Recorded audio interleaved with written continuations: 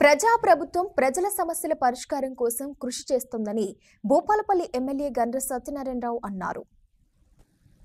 రేగొండ మండల కేంద్రంలోని రైతు వేదికలో 54 మంది లబ్ధిదారులకు 62,70,000 విలువ గల సీఎం రిలీఫ్ ఫండ్ చెక్లను ఎమ్మెల్యే అందజేశారు. ఈ కార్యక్రమంలో జిల్లా రేగొండ తహసీల్దార్ శ్వేత, మండల పార్టీ అధ్యక్షుడు Narasayya, market committee chairman Gutoju Kishtayya, Regonda PACS chairman Nadipalli Vijayanrao, మాజీ ఎంపీపీ పున్నం లక్ష్మీరవి, ముద్దమల్ల రవి తదితరులు పాల్గొన్నారు.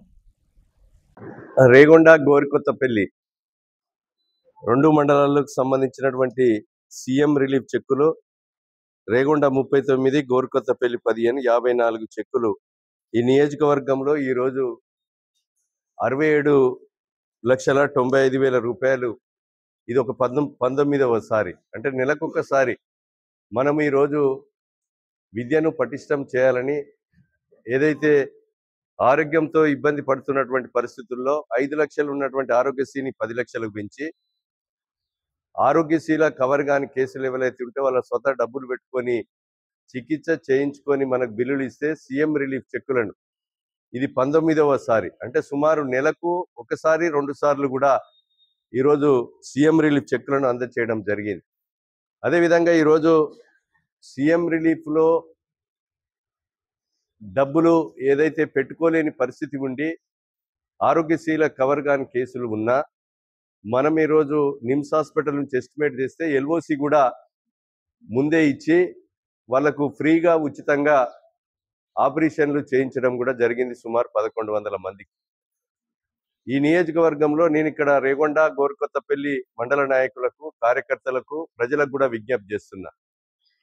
మీరు ఆరోగ్యశ్రీల కవర్ కాకపోతే, డబ్బులు మీకు లేకపోతే అప్పులు తెచ్చి చికిత్స చేయించుకోవాల్సిన అవసరం లేదు. మీరు నిమ్స్ హాస్పిటల్ నుంచి ఎస్టిమేట్ చేయండి.